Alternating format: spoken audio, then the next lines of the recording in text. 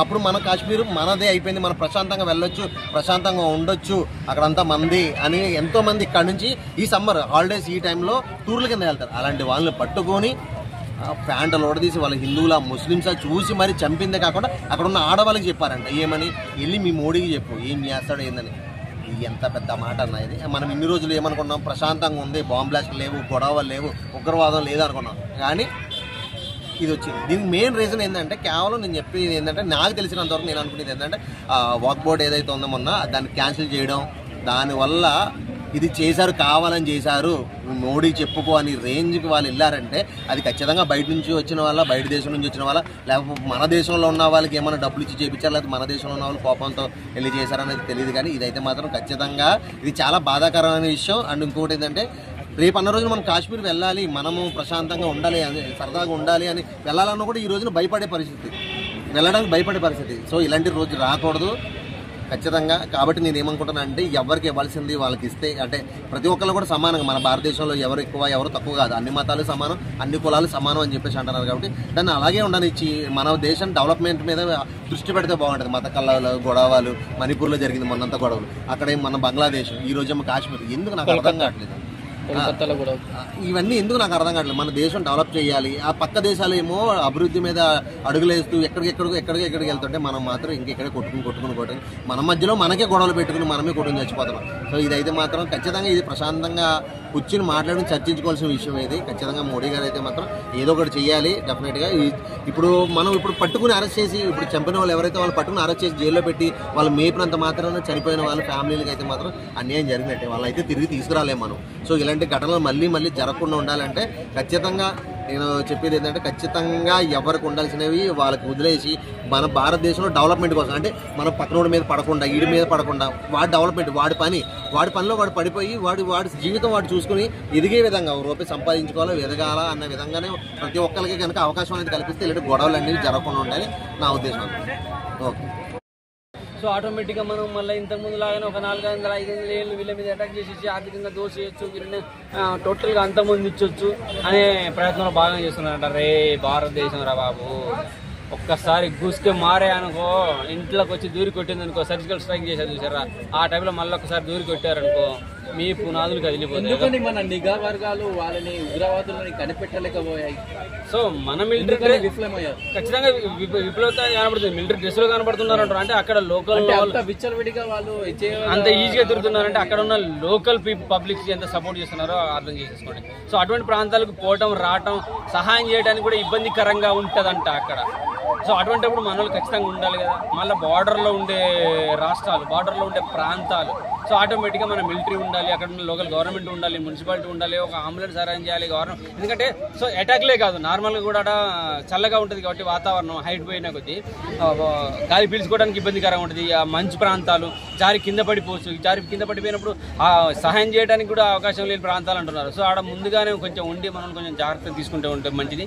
మనలు కూడా ముందు జాగ్రత్తలు లేకపోవడం కూడా మన మైనస్ కూడా కనబడుతున్నాయి. సో సేమ్ టైం అటాకులు జరిగింది అనేది దాన్ని అసలు ఉపేక్షించే పనే లేదు. ఖచ్చితంగా ఎవరైనా సరే దొరకబట్టుకోవాలి, అంతమందించాలి. జరిగిన తర్వాత ఎవరన్నా అక్కడికి ఆ టూరిస్ట్ ప్లేస్ కి పోవాలంటే చాలా భయపడతారు. బయట దేశాలలో ఇంకా రాను కూడా రాడు, ఆలోచన కూడా రాదు అడిగి. మన దేశాలలో అయితే టోటల్గా భయపడతారు, అడిగి పోరు. ఆటోమేటిక్గా ఆర్థిక వ్యవస్థ కుంటిపడిపోద్ది. బలంగా ఆర్థికంగా మనం బలం రాదు, దొరకదు, సంపాదించలేము, భయం వేస్తుంది. ఎవరు రావట్లేడు, ఎలా సంపాదించుకుందాం, ఎలా ఆయుధాలు సమకూర్చుకుందాం. సో ఆటోమేటిక్గా వచ్చేస్తారు. చైనా వాడు, వాడు పాకిస్తాన్, ఇతర దేశాలు వచ్చేస్తారు, అటాక్ చేసేస్తారు, మళ్ళీ 400 ఏళ్ళు పరిపాలించేసిపోతారు. సో దీనిపైన మన మోడీ గవర్నమెంట్ ఎలాంటి చర్యలు తీసుకుంటే బాగుంటుంది? ఖచ్చితంగా ముందు జాగ్రత్త తీసుకోవాలి. టూరిజం అని కాదు భయ్, బార్డర్లో ఉండే ప్రతి ప్రాంతాల్లో మన మిలిటరీ ఉండాలి, అక్కడ లోకల్ గవర్నమెంట్ ఉండాలి, అంబులెన్స్ అరేంజ్ చేయాలి. ఎందుకంటే ఇప్పుడు అటాక్ చేసిన కనీసం పట్టుకోలేకపోయాము, కనీసం మన వల్ల ప్రాణాలు కాపాడుకోవడానికి ఆప్షన్ ఉంటుంది కదా. సో ఒక అంబులెన్స్ అరేంజ్ చేసి, ఒక చిన్న డాక్టర్లను అరేంజ్ చేసేసి, ఒక ఇద్దరు మిలిటరీ అధికారులను అరేంజ్ చేస్తే కాపాడుకోవడానికి ప్రయత్నం ఉంది. అందులో అక్కడ ఉన్న ఒక లోకల్ వ్యక్తి, ముస్లిం వ్యక్తి, చూడండి ఇప్పుడు ముస్లిం అటాక్ చేసిన అంటున్నారు, పాకిస్తాన్ అంటున్నారు, కానీ అక్కడ ఉన్న ఒక ముస్లిం వ్యక్తి మన వాళ్ళని కాపాడటం చేసే ప్రయత్నంలో తీవ్రవాదులను అడ్డుకునే ప్రయత్నం అతను కూడా చనిపోయిందంట. సో ఇక్కడ కుల మతాలకు కూడా మనం లింక్ పెట్టొద్దాడు. ఒక ముస్లిం అబ్బాయి చనిపోయాడు మనల్ని కాపాడే ప్రయత్నంలో. సో ఇక్కడ కులాలు మతాలు ఉన్నది, దేశ ఆర్థిక వ్యవస్థని కుంటుపడటానికి చేసే ప్రయత్నాలను ఇతర దేశాలే.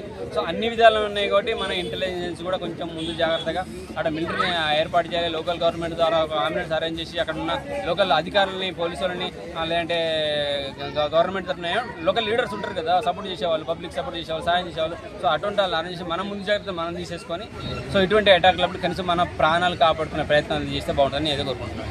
అనేది చనిపోవడం జరిగింది. సో మనం భారతీయులు. సో మీకు ఎలా అనిపిస్తుంది సార్? చెత్తనా కొడుకులు ఇంతకు ముందు బాగా తెలిసే ఉంటది. ఒక్కటి చెప్తున్నా, ఏమిటంటే డైరెక్ట్ దేశంలోకి పోయి అటాక్ చేసింది మర్చిపోయి ఉంటారు నాకు తెలిసి. ఏమో కళ్ళకి ఇట్లా వచ్చిరో ఏందో. అరే అమాయకులను చంపేస్తే ఏమొస్తుంది రా భయ్? దమ్ముంటే యుద్ధం ప్రకటించుర్రా. ఒక్కడు కూడా మిగిలాడు, ఒక్కడిని కూడా మిగిలనే అసలు ఊచా కోత కోస్తాం నాకు కూడా కల్లారా. ఇంద్రాబాయ్ ఎవ్వరు లేని టైం చూసే కొడతారా? దొంగ దెబ్బనేనారా? వెనకెళ్ళి వచ్చి అడిగిపోర్రా, ఇదేనారా ఎప్పుడు చూసినా? అరే ఏదైనా సరే అటాక్ చేయాలి అనుకుంటే ఎదురుగా రానరా చూస్తాం. ఇంకొకటి కేంద్ర ప్రభుత్వానికి ఒకటి హామీ ఒక రిక్వెస్ట్ ఏమిటంటే, అక్కడ ఏ ప్రాబ్లం అయినా గానీ అంబులెన్స్ గానీ ఇంకా ఏదైనా డాక్టర్స్ గానీ ఇంకా అక్కడ ఉన్న లీడర్లకు జర ఫోన్ చేసి జర చెప్పండి సార్. ఎందుకంటే అమాయకులు బలవుతున్నారు కాబట్టి అక్కడ మిలిటరీని ఎక్కువ ప్రతి ఊరికి ఇంత మంది అని చెప్పేసి పెట్టేసేయండి. ఎందుకంటే ఇప్పుడు దొంగలు దొంగ దెబ్బ తీస్తారు. వాళ్ళకి అయ్యేలా కుట్టలే, వాళ్ళు అయ్యేలా కుట్టింటే మాత్రం కరెక్ట్ వస్తుంది. అయ్యేలా కుట్టలేదు కాబట్టి వాళ్ళు అక్కడిక్కడికి వెళ్ళి వస్తున్నారు. ఏమిటంటే మళ్ళీ ఒకసారి సర్జికల్ స్ట్రైక్ పెట్టి ఒక్కసారి పిడికిలు దిగించి ఇట్లేసి గుద్దుతానంటే మళ్ళా 20 ఏళ్ళు పట్టాలి. ఈ దేశం పేరు ఇట్లా చెప్తే కూడా వణికిపోవాలి. అట్లా చేయండి సార్, మా మోదీ సార్ గారికి రిక్వెస్ట్. ఇంకొక విషయం ఏమిటంటే, అరే చూసినా కొడుకులారా, మీరేరా మీ పుట్టుబడే అంటారా? మీకు దమ్ముంటే డైరెక్ట్ రారా? ఎందుకు చెప్పట్లా? అమాయకులను బలి చేసాడు ఎందుకురా?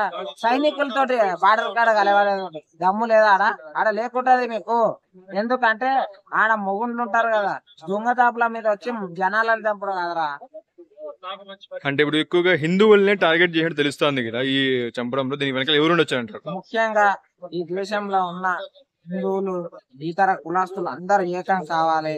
ఎందుకంటే ఇగో చెప్పలేం, అక్కడ జరిగింది రేపు ఇక్కడ కూడా జరగవచ్చు. అందరు ఏకమై ఉండి ప్రతి ఒక్కరు పిడికిలు బిగించి రెడీగా ఉండాలి. ఎవరైనా వచ్చిర్రంటే మనం కూడా మన సత్తా ఏందో చూపించేట్లాగా ఉండాలి. ఇంకొక విషయం ఏమిటంటే, ఈ దాన్ని చాలా సీరియస్ గా తీసుకోవాలి నరేంద్ర మోదీ సార్. ఇదే మా రిక్వెస్ట్.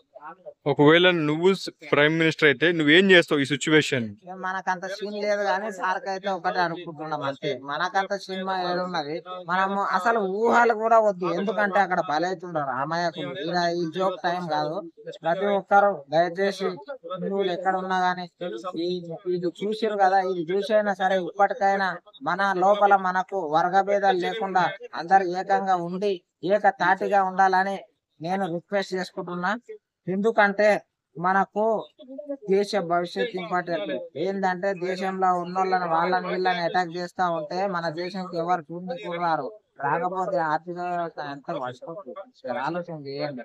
ఇప్పటికైనా ఆలోచించి ప్రతి ఒక్కరు ఆ క్యాస్ట్ ఫీలింగ్, బొక్కల ఫీలింగ్ అన్ని ఎక్స్పెక్ట్. హిందువులు అంటే బయట దేశం ఇట్లా వణకాలే, అంటే హిందుస్థాన్ కు పోవాలంటే వణకాలే అనేట్లాగా ప్రతి ఒక్కరు ఏకం కావాలని నేను మనసారా కోరుకుంటున్నాను.